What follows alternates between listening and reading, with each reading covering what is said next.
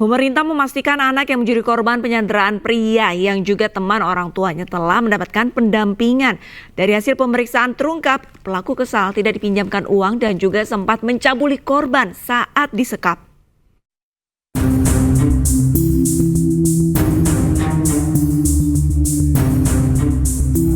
Menteri Pemberdayaan Perempuan dan Perlindungan Anak Arifatul Khoiri Fauzi memastikan anak yang disandera di pos polisi Pejaten, Jakarta Selatan sudah mendapatkan pendampingan. Arifatul kini menunggu hasil pemeriksaan polisi pada pelaku yang mengaku berhalusinasi tersebut. Ini juga sudah didampingi, kita lihat prosesnya seperti apa. Saya belum berani mengambil kesimpulan karena kita belum tahu informasinya yang si pelaku ini dia halusinasi. Jadi katanya dikejar orang banyak, jadi dia harus megang anak kecil supaya dia selamat gitu. Tapi kita belum tahu, itu penjelasan yang saya lihat tadi di televisi. Tapi pastinya seperti apa mungkin kita harus menanya lebih jauh lagi gitu ya. Sementara itu, Polres Metro Jakarta Timur menyatakan pelaku menculik korban dilatar belakangi kesal tidak diberikan pinjaman uang oleh ibu korban. Pelaku kemudian membawa kabur korban menggunakan sepeda motor milik tetangganya. Tak hanya menculik dan menyekap, pelaku juga diketahui mencabuli korban. Saat menculik dan menyekap korban, pelaku diketahui dalam pengaruh narkoba dan sempat meminta uang tebusan. Sebagai barter, karena dia meminjamkan uang tidak diberikan oleh ibu korban supaya dia mau transaksi supaya dia ada pertukaran. Jadi kalau tidak diberikan uang, anaknya akan saya cederai ataupun saya lukai. Jadi itu modus operandi yang dilakukan oleh IJ terhadap korban ZPKU berumur 5 tahun ini. Selama dalam di bawah dekapan daripada IJ, korban 5 tahun ini, ZPKU mengalami penyiksaan, kekerasan fisik, dan yang lebih parah adalah dicabuli.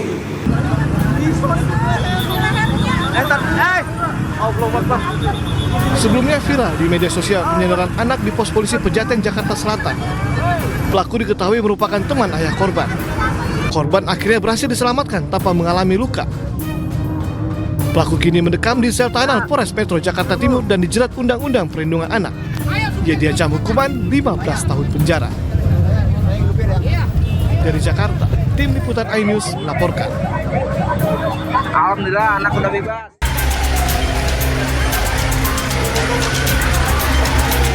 Puluhan rumah warga di Jalan Laya, Kelurahan Ladong, Kecamatan Bontoala, Makassar terbakar. Awalnya, api muncul dari salah satu rumah warga yang kemudian merembet ke rumah lain yang ada di sekitarnya. Di Reskrim Polda Sulsel, Kombes Pol Jamaluddin Farti mengatakan, aksi pembakaran rumah dilakukan seorang pria. Pria tersebut membakar rumah mertuanya setelah istrinya diduga berselingkuh dengan pria lain. Setelah mengetahui pelaku, polisi langsung bergerak. Polisi menangkap pelaku MR di Jalan Muhammad Yamin Baru, Kecamatan Makassar.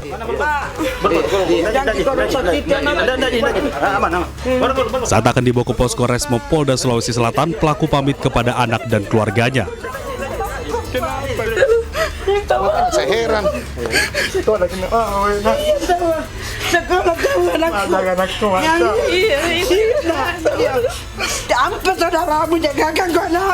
Hasil interogasi awal, pelaku MR awalnya membakar sampah plastik di depan rumah mertuanya.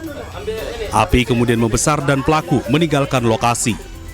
Akibat pembakaran rumah mertua itu, 32 rumah lainnya di kawasan padat penduduk ikut terbakar.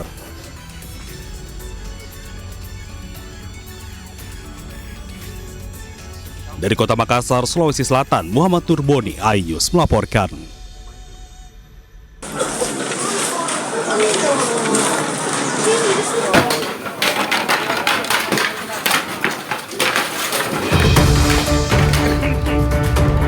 Kobaran api melahap 2 rumah warga di pemukiman padat penduduk di Jalan DI Panjaitan, Kecamatan Pelaju, Palembang, Sumatera Selatan. Warga yang melihat kobaran api membesar berusaha melakukan pemadaman dengan alat seadanya. Warga menghancurkan genteng rumah korban agar api tak merambat ke rumah lainnya. Selain 2 rumah yang terbakar, terdapat pula 2 unit sepeda motor yang ikut hangus terbakar. Diduga arus pendek atau korsleting listrik menjadi penyebab utama terjadinya kebakaran. Api berhasil dipadamkan 45 menit kemudian setelah 4 unit mobil Dinas Kebakaran Kota Palembang diturunkan. Beruntung tidak ada korban jiwa maupun luka-luka dalam peristiwa tersebut. Rumah 2 yang terbakar yaitu atas nama Ibu Sumarni sama Bapak Fatur. Kalau untuk sementara kejadian oleh korsleting listrik karena dari listrik. Ada korbannya, Bang? Untuk korban kita tidak ada, cuman yang material 2 motor sama 2 rumah yang kena. Pihak kepolisian masih melakukan olah tempat kejadian perkara dan mendalami peristiwa tersebut guna mengetahui penyebab pasti kebakaran. Pemirsa, sebuah truk tangki bermuatan minyak sawit mentah menabrak sebuah warung di Jalan Lintas Sumatera, Kabupaten Labuan Batu Selatan. Akibat kecelakaan, 2 orang yang merupakan suami istri tewas di lokasi. Tolong Pak, kejadian.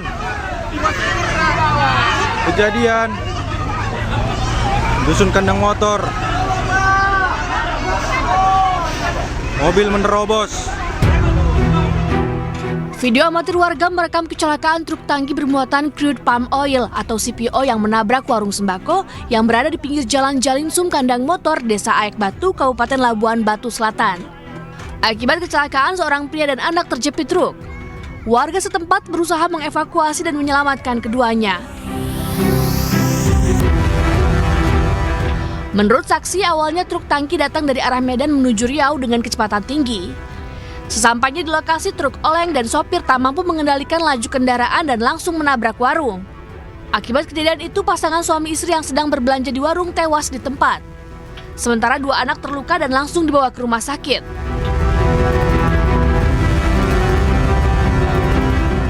Dari pasar malam belanja suami istri. Jadi orang itu mau keadaan pulang, tiba-tiba nggak terlaksana lagi mobil tangki ini, tersorong lah. Diantamnya lah, Bu, ya? Iya, diantamnya, tersorong di bawah kolong itu lah, Pak. Istrinya meninggal di belakangnya. Kalau suaminya di sini sama anaknya terlumpur, 3 yang di dalam mobil ini. Di bawah kolongnya? Iya. 2 selamat, 2 meninggal. Kecelakaan kini dalam penanganan unit lantas Polsek Torgamba. Sementara supir tangki diduga melarikan diri usai kejadian. Dari Labuan Batu Selatan, Sumatera Utara, Randi Kurniawan, iNews melaporkan. Pemirsa, diduga sopir dalam kondisi mengantuk, sebuah minibus berpenumpang 5 orang terjun ke jurang sedalam 5 meter di Kecamatan Simbang, Kabupaten Maros, Sulawesi Selatan. Akibatnya sopir dan 1 penumpang mengalami patah tulang. Mengantuk. Sebuah minibus berpenumpang 5 orang dalam kondisi terbalik terjun ke jurang sedalam 5 meter di Kecamatan Simbang, Kabupaten Maros, Sulawesi Selatan.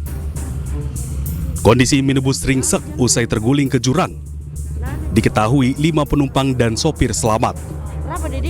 Namun sopir mengalami patah tulang dan dilarikan ke rumah sakit terdekat. Sementara 4 penumpang lainnya hanya mengalami luka ringan.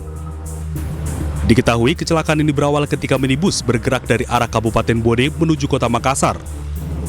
Namun diduga sopir dalam kondisi mengantuk hingga hilang kendali saat menikung mengakibatkan minibus terjun ke jurang. 6 sama supir. 6 sama supir. Itu gimana kondisi mereka, Pak? Ya, ada yang patah, ada yang luka ringan. Tapi semuanya selamat ya, Pak? Ya, selamat. Oh, dia dari mana mau kemana itu, Pak? Dari Bone katanya mau ke Makassar. Oh, sekarang ada di mana semua, Pak, korbannya ini? Di puskesmas kayaknya. Dibawa Kalau sopir di Polres. Tidak ada korban jiwa dalam peristiwa laka lantas ini. Kasus ini pun telah ditangani unit laka lantas Polres Maros. Dari Kabupaten Maros, Sulawesi Selatan, Wahyu Ruslan, iNews melaporkan. Pemirsa, seorang pekerja pendulang intan di kawasan Desa Pumpung, Kota Banjarbaru, Kalimantan Selatan tertimbun longsor. Hingga kini tim gabungan masih melakukan pencarian terhadap korban.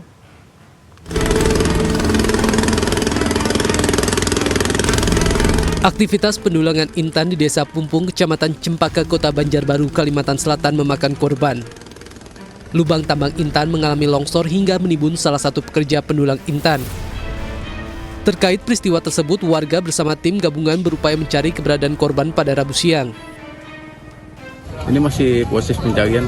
Ada berapa orang bang yang dicari bang? 1 orang kemungkinan nih. Kalau setahu abang, ini ke dalamnya berapa meter bang? Korban ini posisinya bang? Kemungkinan 3-4 meteran. 3-4 meter. Diketahui sebelum longsor terjadi, para pekerja tengah asik mendulang intan di lubang berukuran sekitar 10 meter ke dalam tanah. Guna memudahkan proses pencarian, pihak kepolisian memasang garis polisi di sekitar lubang yang longsor. Dari Kabupaten Banjar, Kalimantan Selatan, Isairi, iNews melaporkan. Pemirsa, debat perdana Pilgub Sulawesi Selatan sempat diwarnai kericuhan saat salah satu paslon dilempari oleh massa pendukung lawannya. Meski sempat ricuh pemirsa, namun debat bisa berjalan dengan lancar.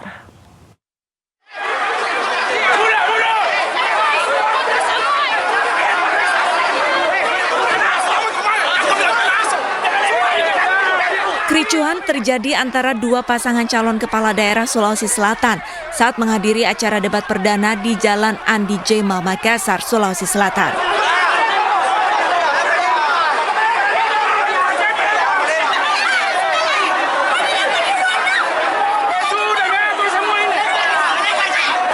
Aksi saling dorong antar kedua massa pendukung hingga adu jotos pun tidak terhindarkan. Diduga kericuhan ini terjadi karena salah satu paslon dilempari massa pendukung lawan. Polisi yang tiba langsung melerai kedua massa dan mengamankan lokasi debat. Rencananya polisi akan menyelidiki kericuhan ini dan menjadikannya sebagai pembelajaran agar tidak terulang di debat selanjutnya. Ya, sepengetahuan dari kami tadi tidak. Nanti akan kita untuk debat selanjutnya mungkin nanti akan kita terapkan strategi yang baru. Akan kita lakukan analisa atau kita aneh sama di program, kemudian apa menjadi kekurangan nanti akan kita lakukan. Meski sempat ada kericuhan, namun debat Pilkada Sulawesi Selatan tetap bisa terselenggara dengan baik. Kedua paslon yang berlaga hadir dalam debat untuk membagikan program unggulan mereka. Dari Makassar, Sulawesi Selatan, Muhammad Nurbone, iNews melaporkan.